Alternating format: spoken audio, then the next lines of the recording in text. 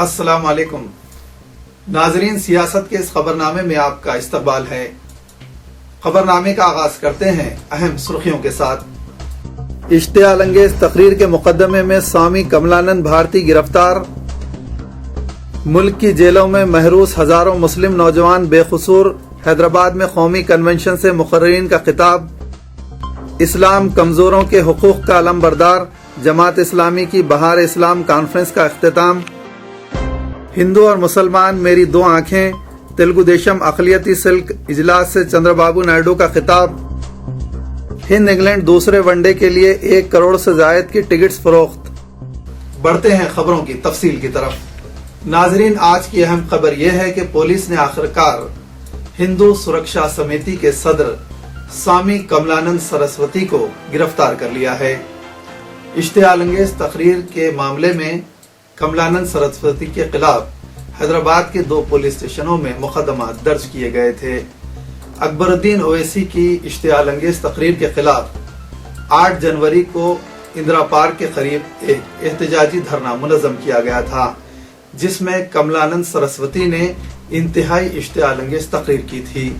اس تقریر کے خلاف پرانے شہر کے 2 پولیس اسٹیشنوں میں ان کے خلاف مقدمات درج کیے گئے تھے، لیکن تاحال ان کی گرفتاری عمل میں نہیں لائی گئی تھی۔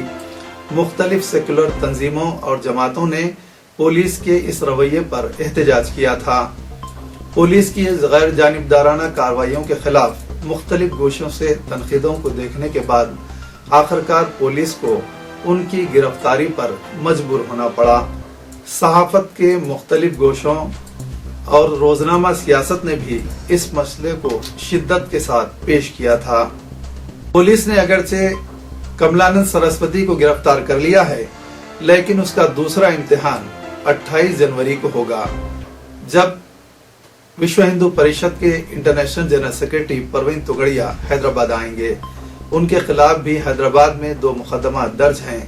دیکھنا یہ ہے کہ پولیس ان کے ساتھ کیا معاملہ کرتی ہے۔ پولیس نے آخرکار ہندو سرکشا سمیتی کے قائد سوامی کملانند بھارتی، جنہیں کملانند سرسوتی بھی کہا جاتا ہے، گرفتار کر لیا۔ اشتعال انگیز تقریر کے سلسلے میں ان کے خلاف شہر کے 2 پولیس اسٹیشنوں میں مقدمات درج کیے گئے تھے۔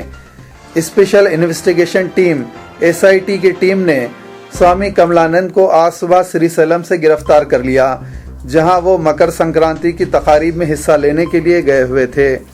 پولیس انہیں تحقیقات کے لیے حیدرآباد منتقل کر رہی ہے۔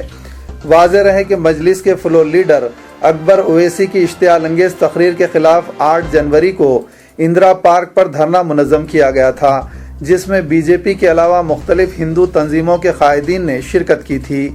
کملانند سرسوتی نے اس دھرنے میں اشتعال انگیز تقریر کی۔ مختلف جماعتوں کی شکایت پر دبیر پورہ اور میر چوک پولیس اسٹیشنوں میں مقدمات درج کیے گئے۔ پولیس کی جانب سے جانبداری کی شکایت کے بعد اس کارروائی کے لیے مجبور ہونا پڑا۔ صحافت کے بعض گوشے اور خاص طور پر روزنامہ سیاست نے اس مسئلے کو شدت کے ساتھ اٹھایا تھا۔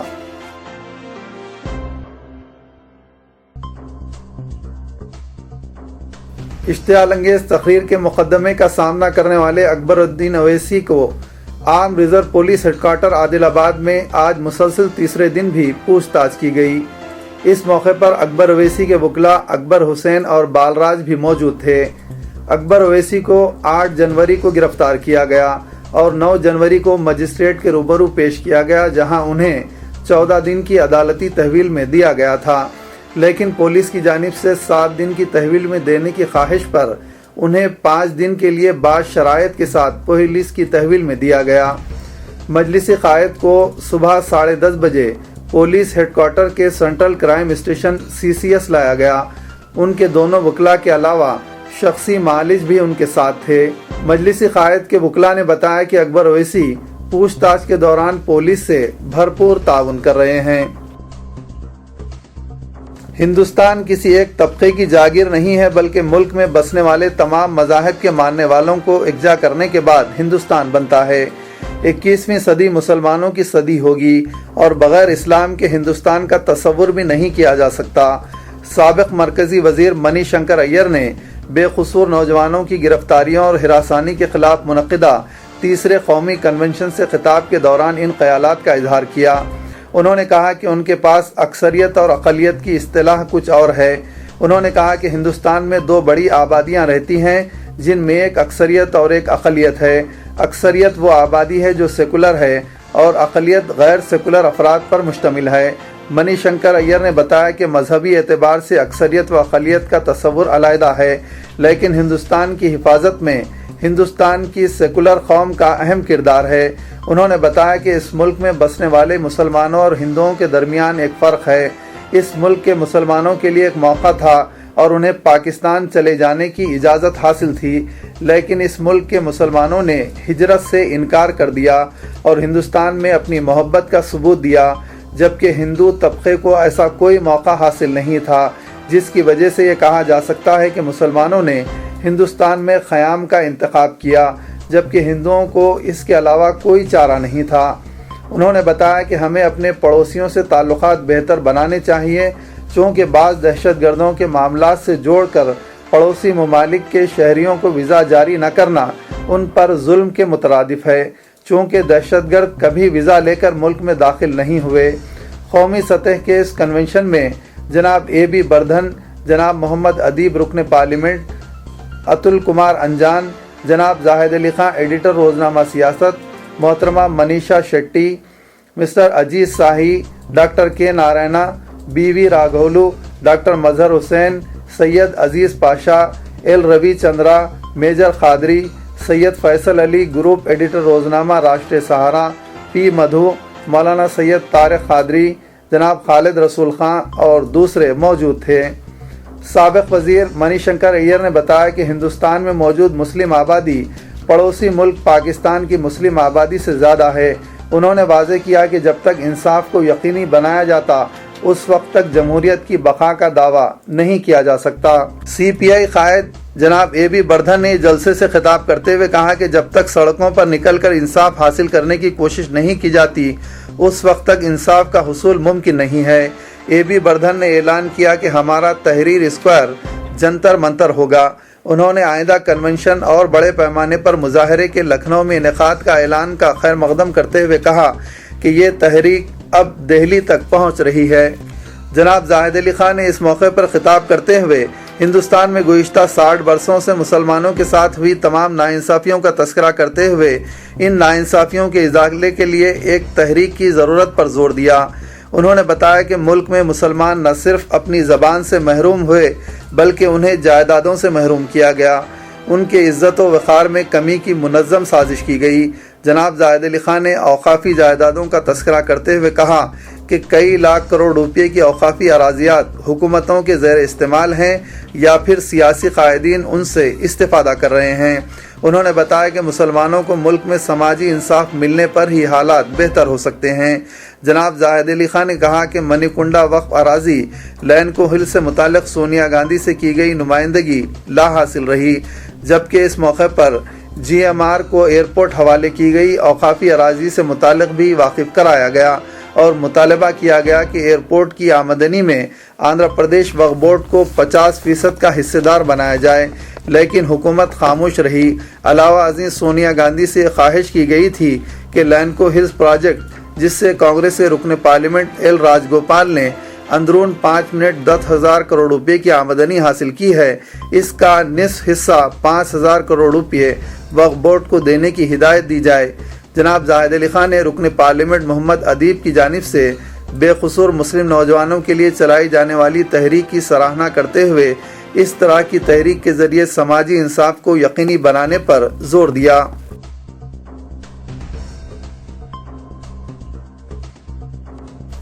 امیر جماعت اسلامی ہند مولانا سید جلال الدین انصر عمری نے کہا کہ اگر ہم چاہتے ہیں کہ نبی آخر الزماں حضرت محمد مصطفیٰ صلی اللہ علیہ وسلم نے آج سے 1400 برس قبل بنی نوع انسانی کے لیے جو بہار لے آئے تھے اب بھی ویسی ہی بہار آئے تو ہمیں اپنے آپ کو بدلنا ہوگا اور پیغام حق کو بندگان خدا تک اسی طرح پہنچانا ہوگا جس طرح اللہ کے رسول صلی اللہ علیہ وسلم نے پہنچایا تھا۔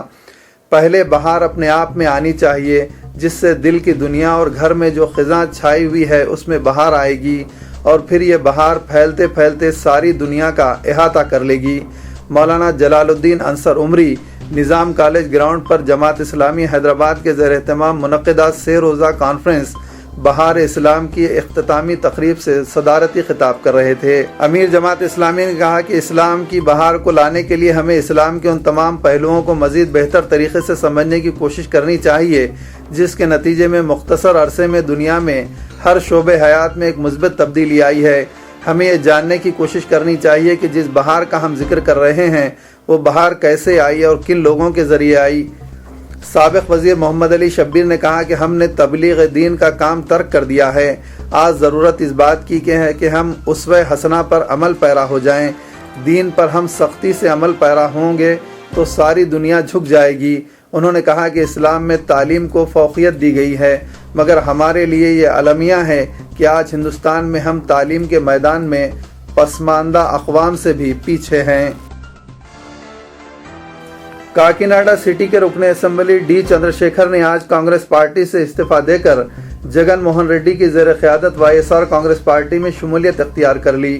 ایک پریس کانفرنس سے خطاب کرتے ہوئے انہوں نے کہا کہ آنجہانی چیف منسٹر راجشیکھر ریڈی کے خاندان کے ساتھ ان کے قریبی تعلقات اور کڑپا MP جگن موہن ریڈی کے ساتھ پارٹی قیادت کی انتقامی رویے کے خلاف بطور احتجاج وہ یہ قدم اٹھا رہے ہیں۔ انہوں نے کہا کہ اب تک میں اپنی خواہشات کے خلاف کانگریس پارٹی میں رہا اور صرف راجشیکھر ریڈی حکومت کی ترقیاتی اور فلاحی اسکیمات کے پیش نظر وہ پارٹی میں کام کر رہے تھے۔ انہوں نے مزید کہا کہ میں چیف منسٹر کی جانب سے YSR کی فلاحی اسکیمات کو باقی رکھنے سے متعلق تیقنات پر بھی یقین رکھتا ہوں مگر یہ تمام وعدے پورے نہیں کیے گئے۔ کئی اسکیمات محض کاغذ پر ہیں اور ان کو روبہ عمل نہیں لایا گیا۔ یہ پوچھے جانے پر کہ آیا وہ رکن اسمبلی کے عہدے سے بھی استعفیٰ دیں گے، انہوں نے وضاحت کی کہ وہ ایسا نہیں کریں گے۔ تلگو دیشم سربراہ چندر بابو نائیڈو نے ہندو اور مسلمانوں کو اپنی دونوں آنکھیں قرار دیا ہے۔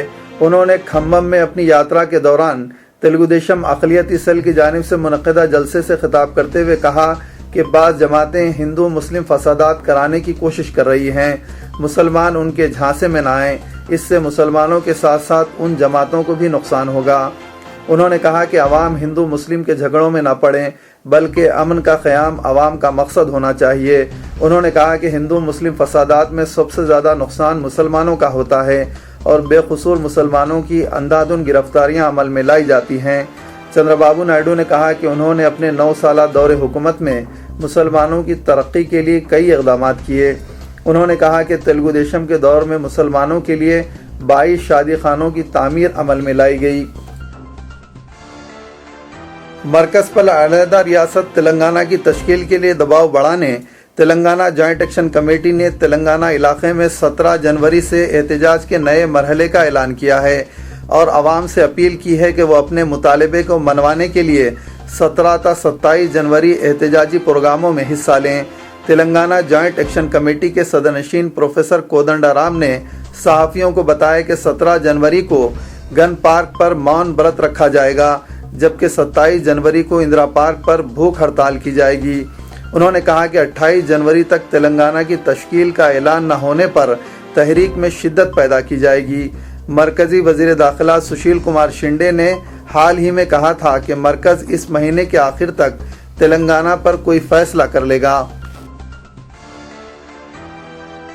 برطانوی صحیفہ نگار یوان ریڈلی نے جو جماعت اسلامی ہند کے زیر اہتمام گزشتہ روز حیدرآباد میں منعقدہ بہار اسلام کانفرنس سے خطاب کے لیے مدعو کی گئی تھی، آج دعویٰ کیا کہ حکومت ہند نے انہیں ویزا دینے سے انکار کر دیا تھا جس کے نتیجے میں وہ بہار اسلام کانفرنس سے خطاب کے لیے حیدرآباد نہیں پہنچ سکیں۔ فیس بک پر اپنے صفحے پر پوسٹ کردہ ایک تحریر میں مس ریڈلی نے الزام عائد کیا کہ دہلی اجتماعی عصمت ریزی کے گھناؤنے واقعے کے باوجود ہندوستانی سیاستدانوں کا احساس بیدار نہیں ہوا ہے۔ انہوں نے کہا کہ حیدرآباد میں 50,000 خواتین سے حقوق خواتین پر خطاب کے لیے مجھے دی گئی دعوت کے باوجود ہندوستانی حکومت نے ویزا نہیں دیا۔ مس ریڈلی نے مزید لکھا کہ دہلی عصمت ریزی واقعے سے گزرنے کے بعد میرا خیال تھا کہ ہندوستانی سیاستداں خواتین کے مسئلے پر مزید حساس ہوں گے، لیکن اب یہ معلوم ہوتا ہے کہ ایسا نہیں ہوا ہے۔ ہم خواتین کو مسلسل نظر انداز کر رہے ہیں اور ہمارے ساتھ دوسرے درجے کے شہریوں جیسا سلوک کیا جا رہا ہے۔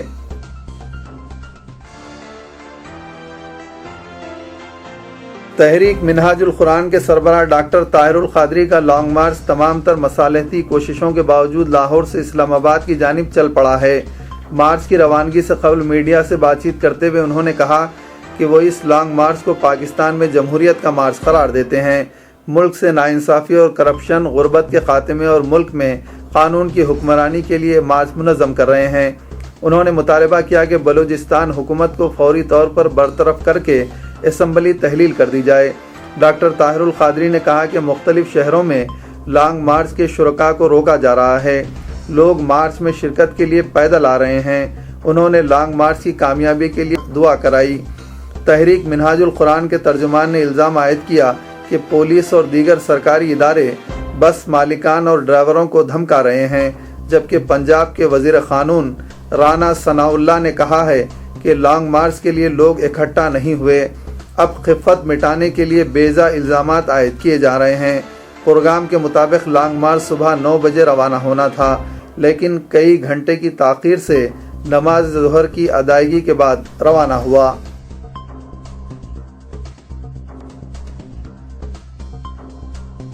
سوڈان کے دارالحکومت خرطوم میں سیرت النبی پر بین الاقوامی کانفرنس کا انعقاد عمل میں آیا، جس میں ساری دنیا کے مفکرین اسلام نے شرکت کی۔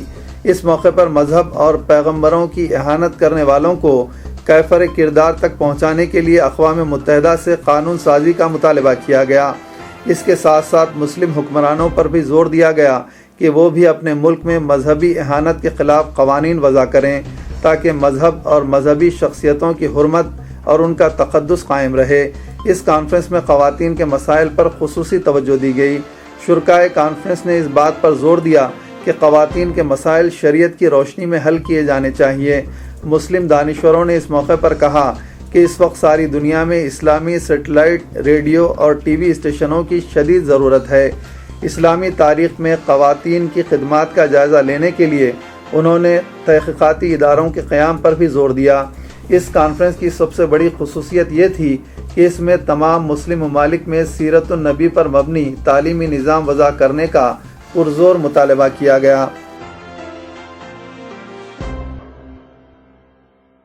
ہندوستان اور انگلینڈ کے درمیان کوچی میں ہونے والے دوسرے ون ڈے کے لیے اب تک 1,20,00,000 روپے مالیتی ٹکٹس فروخت ہو چکے ہیں۔ کیرلا کرکٹ ایسوسی ایشن کے سیکریٹری ٹی سی میتھیو نے کہا کہ دوسرے ون ڈے کے لیے جو 15 جنوری کو کھیلا جانے والا ہے، اب تک 1,20,00,000 روپے مالیتی ٹکٹس فروخت ہو چکے ہیں۔ انہوں نے کہا کہ آن لائن ٹکٹ بکنگ سہولت روک دی گئی ہے اور ابھی 25 لاکھ روپے کے ٹکٹس بچے ہوئے ہیں۔ یہ ٹکٹ اسٹیڈیم ہی میں فروخت کیے جائیں گے۔ اسٹیڈیم میں 25,000 شائقین کے بیٹھنے کی گنجائش ہے۔ انہوں نے بتایا کہ میچ کے انعقاد کے لیے کیرلا کرکٹ ایسوسی ایشن کی جانب سے بہترین تیاریاں کی جا رہی ہیں، جو آخری مرحلے میں ہیں۔ انگلینڈ اور ہندوستان کی ٹیمیں کل ہی یہاں پہنچ چکی ہیں۔ اسی کے ساتھ خبر نامے کے اختتام کی دیجیے اجازت۔ خدا حافظ۔